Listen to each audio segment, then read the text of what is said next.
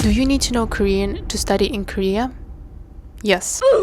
But to be completely honest with you guys, if I could get $1 for every time I've heard this question in the last couple of years, I could have been a billionaire by now. But I know that a lot of you are worried whether you actually need to know Korean to study in Korea, and in this video I'm gonna break it down in a very detailed way, and I'm gonna offer my perspective and my answer to this question. But spoiler alert, yes, the answer is yes.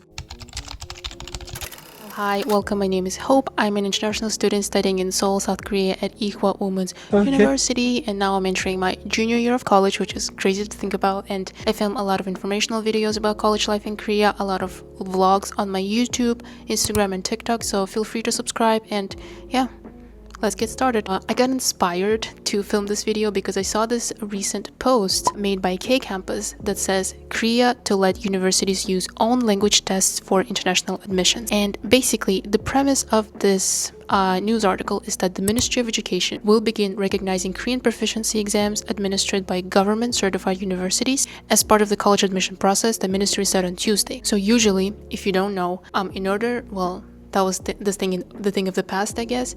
In order to get accepted into a Korean university, usually international students have to apply with a TOPIK certificate. TOPIK is a test of proficiency in Korean, and usually students would need at least level 3 or 4, which puts you at intermediate range in order to get accepted. That was like a minimum requirement. Now, a lot of universities are lessening that, or they can even admit students without the TOPIK certificate. More than 180 universities nationwide, including Yonsei University, Korea University, Sungkyunkwan University, Hanyang University, and my university, which is Ewha, are certified under the system. So like I've said, usually students would have to apply with TOPIK or Sejong Korean language assessment, but I think the reason that the K Campus cited is that in some countries there is a shortage of testing centers or limited exam availability that has made it difficult for many prospective students to prepare for studying in Korea, according to the ministry, which makes a lot of sense. It has already been implemented at Ewha ever since 2025, which I'm looking at the official website right now, and it says that starting from the 2025 academic year, all incoming freshmen except those in the Division of International Studies and the College of Nursing will automatically be enrolled in the Global Scholars Program within the Hagma College of General Education. As part of this program, students must take Korean language and required liberal arts courses for at least 1 year, which is 2 semesters upon admission. Students with a TOPIK level below 3 will be restricted from enrolling in major specific courses. And now, if you want to apply to Ewha, there is a no language proficiency requirement for all divisions except Division of International Studies and College of Nursing. Is because the Division of International Studies, which is my division, the education is conducted completely in English, so you do need to apply with a relevant English language proficiency certificate. And the College of Nursing will require you to have a really good level of Korean. So those are the requirements only for undergraduate students. For graduate students, you do need at least TOPIK level 4 or above in order to enroll into your program. So it is safe to say that I feel very conflicting feelings about this new change that has been implemented, and it sort of allows a lot more students to be enrolled in Korean universities. And if you don't know, if you haven't heard yet, Korea has one of the lowest birth rates among OECD countries. It's been rebounded lately, but a very little tiny percentage. So a lot of people say that even now there's a lot of schools that are closing down because there's just not enough kids in this country, and a lot of universities are also closing down. Not like top universities, obviously, but a lot of regional universities are closing down because there's just like not a lot of students. So now the Korean government are pushing more for international students to come to study in Korea. To lessen the threshold of how many students they can admit, they're now lowering even the language requirements, which I think is not the greatest idea. Coming back to the overall question of this video, do you need to know Korean to study in Korea? My answer is yes, and here's why. First of all, there are English programs in universities, but they are very limited. And even in those programs where the education is conducted in English, there will be required classes that you will need to pass in order to graduate that will be completely in Korean, which is also the case in my department. So I'm studying at Ewha under the Department of International Studies. All of my classes are in English except one, which is Integrated Thinking and Writing, which is a class that all freshman students at Ewha has to take. It's in Korean, and they teach you how to write essays, how to academically write in Korean in order to prepare you to take classes in Korean. But all students in my department take classes in English, and we won't need to write academically in Korean. So I don't understand why this class is required for a major to graduate, but it's still there. And it's sort of a really strange thing to say, oh yeah, this major is completely in English, but there's still some classes you need to pass in Korean in order to graduate. And that's the case in a lot of those English only programs in Korea. So I want you to know that there is a possibility, and I'm fairly good in Korean. I have TOPIK level 3, which I took 2 years ago, but I still am reluctant in taking that class, and I'm probably going to take it during summer semester or winter semester because it's easier to pass the class that way. And a lot of people in my department that I'm friends with also putting that class away till the last minute until they really, really need to take it to graduate. So let's say you don't really want to study in Korean, you want to study in English, and you chose a major in English or a program in English. That's completely fine. However, you do need to realize that you will likely to be excluded from many extracurricular activities that are usually conducted in Korean. You will be excluded from many seminars, from many events that are conducted in Korean, from many news, campus news, from many programs, administrative stuff of things, and even like the simplest information is only going to be available in Korean. There's this thing that I really, really love to do anytime I'm going into a website. Let's say I'm going into Ihwa website, and there's always either a Korean version of the website or an English version of the website, right? And I click on the English version, I go to notice page, which is the page where university puts every single news that are pertinent to students. And there will be a couple of notices here and there, oh, how to do course registration, how to do this and that. But when I click on the Korean version of the website, suddenly there's 10 times more announcements that are just not translated into English. And if you don't know Korean, you will likely to miss many of those. Funniest part is that the main parts of the uni life or student life, they will likely to translate into English. For example, how to register for classes. Those will be available in Korean and in English, but in an English version. In the document itself, in the PDF, they will type. You will have to double check the information in this document and compare it to the Korean version of the document, because Korean version of the document will always prevail over the English version. So if you misunderstand something, if you miss out on some information that is not in the English version, you can't complain afterwards because they told you that.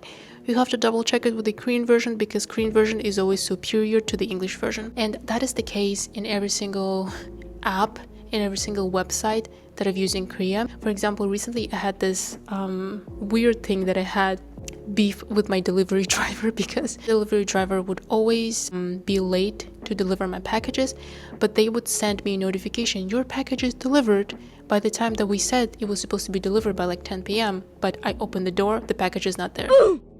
So I guess they do that to avoid penalties, to say like, oh yeah, I delivered the package, but the package is not there anymore. So I got so irritated because of that, and I went onto the website to file a complaint against that delivery driver because I genuinely thought that somebody was stealing my packages because my packages were just not there. I clicked on a website to file a complaint. I click on the English version, it's not there. You just can't file a complaint. I click on the Korean version, oh, suddenly the form to file a complaint magically appeared. So the amount of times I had this exact same situation is incredibly often. So I do want you to guys understand that even if you can survive without knowing any Korean while studying in university here completely in English, you will be at a very big disadvantage because everything else outside of your classes, everything else will be in Korean. Another thing that I also want to point out that I know a lot of you international students probably have experienced is that even if the class is conducted in English, the professor will sometimes speak in Korean. I've only noticed it a couple of times because most professors in our department are very international-like, and we have a lot of international professors and a lot of professors who are Korean but lived or studied abroad. But yeah, the Korean professors usually will explain something in English and then they will explain something in Korean and they won't necessarily translate it to English. So if there are like exchange students or international students in the class, they likely won't understand a single thing that the professor is saying. Like I've said before, is that everything that is not pertinent to your degree will be in Korean. Going to a bank, going to a hospital, going to a store, managing your bills, talking to people in service, talking to people if you need help will be in Korean. Will it be manageable? I mean, sure, if you want to struggle all the time with your translator app, or if you want to hire a translator, or if you want to bother somebody to always come with you to translate for you, it will be manageable. But will it be comfortable? No, it likely won't be comfortable. The thing is though, Korea is not very suitable to assist foreigners, and that is true. You can argue that it's kind of the same in every other country, but I did notice that in Korea quite a lot. Even one time I went because I had some issues with my health insurance bill, and it's very hard to resolve those issues by phone, so I just went to the branch. And recently they kind of separated the branches, branch for foreigners and branch for Koreans.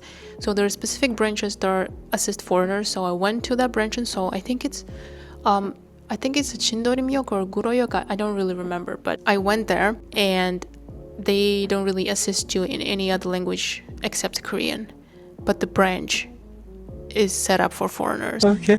Yet they don't provide language support, which is kind of mind-boggling to me. That was not an issue for me because I spoke in Korean, but I can imagine that people would think, oh, it's a branch specifically for foreigners. They specifically made this branch just for foreigners, and they don't assist with language support.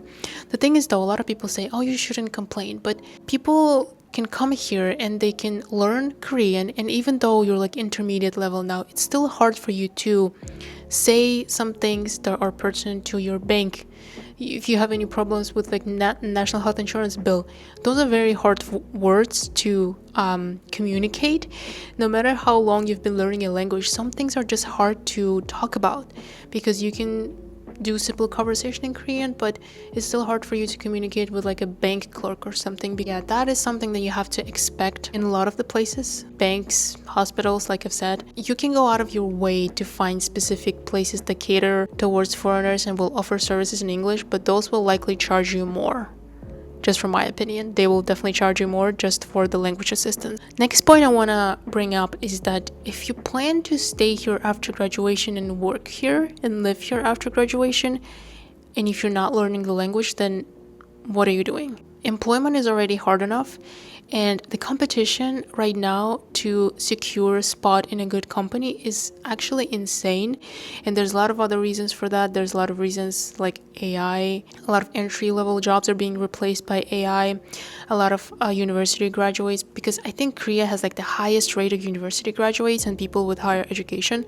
So you're competing not only with other foreigners, but also with Koreans themselves. Definitely a big amount of international hires here in Korea compared to a couple of years before. Those people, other foreigners you're competing with for a spot, will have a perfect level of Korean. They will have TOPIK level 6 and they will have perfect business Korean, conversational Korean. So you're competing basically with people who have way more credentials than you. And language, knowing the language of the country that you're planning to stay in is a big thing. It's a huge thing. It's one of the main things. If I could give you one advice, if you're planning to come and study in Korea for more than 4 years, and if you plan to stay and work here, please learn the language. I know it's really hard. I know that learning a language is hard, and even though people say, oh, Korean is very easy, still, learning a language from scratch is really hard and it's really challenging. But I could give you one piece of advice that will make your student life 100 times easier, is to just learn the language. And I think the last point I want to bring up in this video is that if you plan to make a career in the international field, and I'm stealing that from one of the seminars that I attended, if you plan to build a career in the international field, learning and knowing multiple languages will be your biggest asset. I know, again, talking about AI, and AI will replace so many things in our lives, which is infuriating to think about, but still knowing multiple languages will be your biggest strength. Of course, AI can translate, but AI can never build connections by knowing the language. AI could never imitate this humanness that comes with learning a language and knowing the language to the point where you can communicate with locals using that language. That will make you closer, that will build a bond, that will further your career, that will help you network.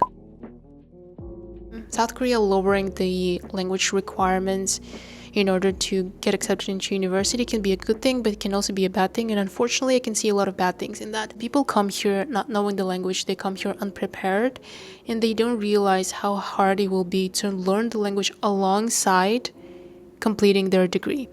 So I think if I could again give you some piece of advice, if you are not good at Korean yet, but if you want to come to study in Korea and get a full degree here, is that I want you to take your time and learn the language first, and at least learn it to, let's say, topic level 3 or 4 to get an intermediate, and maybe come here, if your means allow you to, come here to do Korean language school for like 1 semester or 2 semesters. 2 semesters would be really great, because this short amount of time will allow you to come to the country, see if you actually like being here, see if you actually like the culture, if you like the people, if you like the language, because learning the language through textbooks, but then coming here and speaking the language in real life, it's a very, very different thing. It's a very, very different experience. So I want you to do that if your budget allows you to, because I know it's very expensive. And after you complete like 1 semester or 2 semesters of language school, and if you're like, okay, yeah, I really like the country, I really like the language, I feel like I can do this, then you can apply to get a full-time degree. And a really good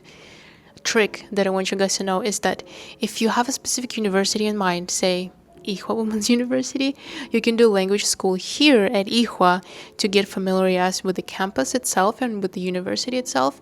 And then you can, I think you have like a simplified method to apply to do a full-time degree here if you already have an experience studying in a Korean language school.